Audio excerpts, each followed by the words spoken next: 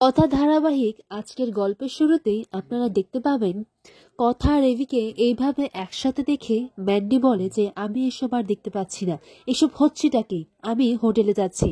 তখন প্রমিত বলে ব্যথা ব্যথা ব্যথা, একটু পরেই তোমার এই ব্যথাটা কমে যাবে ম্যান্ডি। অন মাই লাইফ বলছি ম্যান্ডি, তোমার এই ব্যথাটা কমে যাবে, জাস্ট ওয়েট অ্যান্ড সি। এদিকে এভি কথাকে বলে যে শোন কথা, আজকে আমরা দুজনে মিলে এই খোলা আকাশের নিচে রাত কাটাবো। তখন কথা বলে এইখানে, এই খোলা আকাশের নিচে? আমি বলছিলাম কি আমার একটু অস্বস্তি হচ্ছে, চলুন না আমরা হোটেলে ফিরে যাই। তখন এভি বলে কেন, এখন কি হয়েছে? খুব তো বলছিলিস যে ফুলসজ্জার আচরণটা হলো না, এটা হলো না। তখন কথা বলে ধুত। এরপর এভি বলে আচ্ছা শোন, আমি না এই জায়গাটা স্পেশালি তোর জন্য খুঁজেছি, অনেক কষ্ট করে এই জায়গাটা আমি খুঁজে পেয়েছি, আর সবাই মিলে শুধুমাত্র তোর জন্য আমরা এই জায়গাটা সাজিয়েছি, শুধুমাত্র এটা তোর জন্য। এভি বলে আমি চাই যে আজকের এই দিনটা আমাদের জন্য মেমোরেবল হয়ে থাকুক। তখন কথা বলে আমিও চাই পাচক মশাই, আমিও চাই আজকের এই মুহূর্তটা দীর্ঘস্থায়ী হয়ে থাকুক। কিন্তু কথা এটাই ভাবতে লাগে কেন জানি না মনে হচ্ছে যে দূর থেকে আমাদের কেউ অনুসরণ করছে, কেউ আমাদের পিছু নিচ্ছে। এটা কেন মনে হচ্ছে? ফিক কথাকে বলে আচ্ছা তুই এরকমটা করছিস কেন বলতো? এখানে তো আর কেউ নেই, মানে এখানে থাকতে পারে আরো 100 জন, ও আসতে পারে, একজন নয়, কিন্তু এখানে শুধুমাত্র তুই আর আমি রয়েছি। আর যদি কিছু হয় তাহলে আমি আছি তো, তোর উপর আমি কোনো বিপদ আসতে দেব না।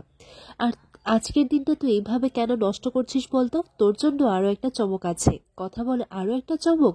আপনি তো একের পর এক চমক দিয়েই যাচ্ছেন পাচক মশাই।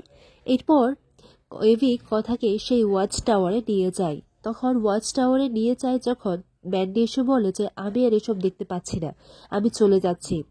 অমিত বলে আর কিছুক্ষণের অপেক্ষা, একটু পরেই দেখবে যে সবাই শেষ হয়ে গেছে।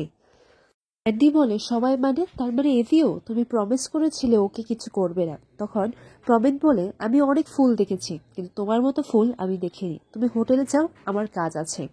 এইদিকে এভি কথাকে বলে আজকে আমি তোকে একটা কথা বলতে চাই, যেটা আমি কোনোদিনও তোকে বলতেই পারিনি। আকাশের মধ্যে সুন্দর করে লেখা ওঠে আই লাভ ইউ কথা। এরপর কথা এটা দেখে এভিকে বলে পাচক মশাই, এই দিনটার জন্য আমি অনেক অপেক্ষা করেছি পাচক মশাই। এরপর তারা দুজন কাছাকাছি আসে। প্রমিত বলে যে এটাই হচ্ছে তোমাদের লাস্ট কিস এভি আর কথা। এরপর প্রমিত হাসতে লাগে। এরপর দেখা যায় প্রমিতের হাতে কিছু স্ক্রু ছিল, সেই ওয়াচ টাওয়ারের স্ক্রুগুলো প্রমিত খুলে দেয়, আর যার কারণে ওয়াচ টাওয়ার নড়াচড়া করতে লাগে। এরপর ব্যালেন্স হারিয়ে সেই ওয়াচ টাওয়ারটা পড়ে যায়, আর কথা আর এভি গিয়ে পড়ে সেই চোরাবালিতে। এখানে একটা সাইনবোর্ডও ছিল, কিন্তু প্রমিত সেটাকে ফেলে দিয়েছিল। এভি সেই চোরাবালিতে পড়ে বুঝে যায় যে এটা হচ্ছে চোরাবালি। কথাকে বলে তুই বেশি কথা বলিস না আর নাড়াচাড়া করিস না, আমরা আস্তে আস্তে নিচে যাচ্ছি। এরপর এভি জোর গলায় আক্কি প্র্যাটিকে ডাকাডাকি করতে লাগে। এইদিকে আক্কি আর প্র্যাটি ভাগ্যিস সমুদ্রের ধারেই ছিল, যে কারণে ওরা শুনতে পায়। এরপর সবাই তাড়াহুড়ো গিয়ে দৌড়ে পৌঁছে যায় এভি আর কথার কাছে। এরপর এভি আর কথাকে দৌড়ি দিয়ে রশি দিয়ে টেনে সেই চোরাবালি থেকে বের করে।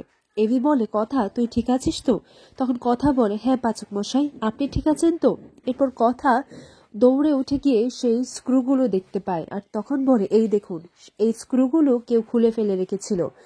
প্রত্যয়ও অনেকগুলো স্ক্রু খুঁজে পেয়েছে। আর ওইখানকার লোকেরা বলে আপনারা এখানে কি করতে এসেছেন বলুন তো? এখানে তো একটা সাইনবোর্ড ছিল যে এখানে বালুচোরা আছে, আর আপনারা এখানে কি করে এলেন? এমি বলে কথা তার মানে তোর সন্দেহটাই ঠিক ছিল, আমাদের উপর কেউ নজর রাখছে। পরের দিন সকালে কথা এই বিষয়টা নিয়ে ভাবতে লাগে। বলে যে তুই এরকম কেন ভাবছিস বলতো? আমরা দুদিনের জন্য বেড়াতে এসেছি। এরপর কথা বলে কি করে স্বস্তির হব পাচক মশাই, এরকমটা কে করতে পারে? কথার মন ভালো রাখার জন্য সবাই কিছু একটা প্ল্যান করতে থাকে। এইদিকে দেখা যায় বাড়িতে বসে কর্তা দাদু গোহ ফার্মাসিউটিক্যালস বিষয়ে খারাপ মন্তব্য রাখছে একটা নিউজ চ্যানেল। সেখানে যা নয় তাই বলে যাচ্ছে, বলে যে ওদের প্রোডাকশন নাকি ভালো নয়, ওরা হয়তো এইরকম 2 নম্বরই কাজ করেছে বলেই সনাতন বাবু আত্মহত্যা করেছে। এরপর কর্তা দাদু রেগে যান, বলে যে শুধুমাত্র এই চ্যানেলটাই আমাদের বিষয়ে এরকম কেন বলছে? আমার বাপ ঠাকুরদার কোম্পানিতে আমি দাগ লাগতে দেব না, আমি নিজে সেই অফিসে যাব। আর এখানে আজকের পর্বটি শেষ হয়। আগামী পর্বে দেখা যায় কর্তা দাদু যে অফিসে যায় তখন সেখানে গিয়ে ওই লোকেরা বাওয়াল করতে লাগে, আর এটাই নিউজে টেলিকাস্ট করা হয়। আর বাড়িতে লোকজনরা এসেও ভাঙচুর করা শুরু করে দেয়।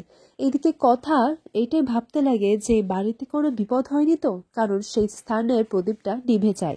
দেখা যাবে প্ল্যান করে অ্যানির পেছনে গুন্ডা লাগায়।